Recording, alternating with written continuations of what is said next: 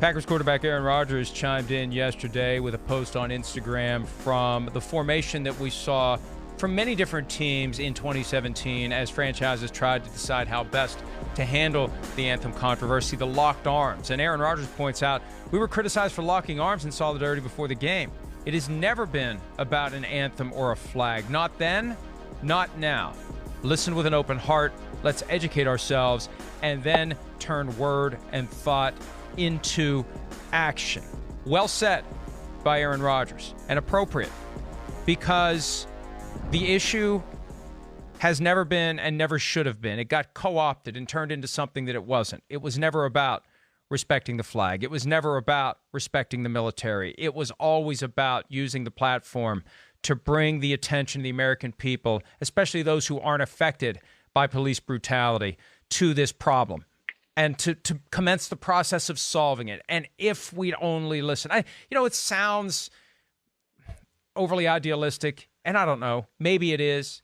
But if we had truly listened, if the catalyst had been Colin Kaepernick's message 4 years ago, if that had been the catalyst for the moment we're at now, it would have been better by now. And George Floyd would be alive, and others would be alive if we had taken it seriously when Kaepernick was trying to get our attention, instead of what so many of us did, plug ears and say you're disrespecting the flag, the military, and the country, Chris. So kudos to Aaron Rodgers, and more need to say it never was about the flag. It's not about the flag. Stop it. If you're tempted to say it's about disrespect, stop it. It never was. It never was. It never will be. No, and that's exactly right. And well, hey, Mike, this is why this is why I love Aaron Rodgers, because he never stands on the fence and tries to play both sides. He's been out in front of this fight from day one. And again, I think you mentioned it last segment, and I think it's fair. I think that's where Drew Brees got in trouble. He's trying to kind of have it both ways there. And that's just not going to fly, especially not going to fly in an NFL locker room right now. So, yeah, I always applaud Aaron Rodgers. He is going to let you know where he stands on a subject, whether it's popular or not. He's smart. He's well thought out. He is very cultured in a lot of ways.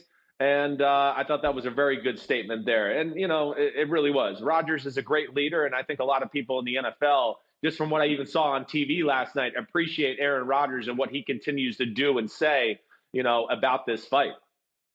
And there is risk in taking that stand, because the same percentage of the fan base that got upset at the players in 2016. Now, look, they're not nearly as loud now as they were then. And I'd like to think that some of those folks who were so strident in their refusal to accept the message of Colin Kaepernick have maybe had an awakening, have maybe come to their senses. See, and that's why, regardless of your intent, any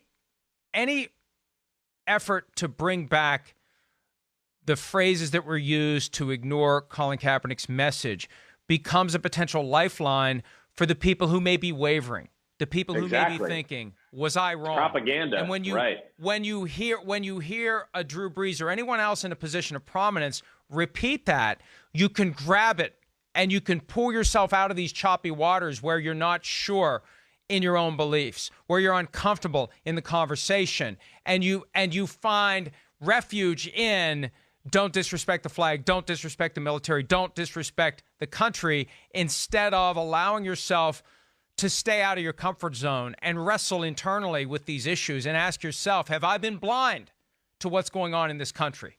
Do these ideals that we're supposed to live by blind me to the injustice that is around me every single day? That's what the folks who didn't want to hear what Colin Kaepernick had to say 4 years ago need to be asking themselves. Have I been blind? And what will it now take for me to see? Hi, I'm Mike Tirico, and thanks for watching. Make sure to hit subscribe for the latest news and highlights from NBC Sports.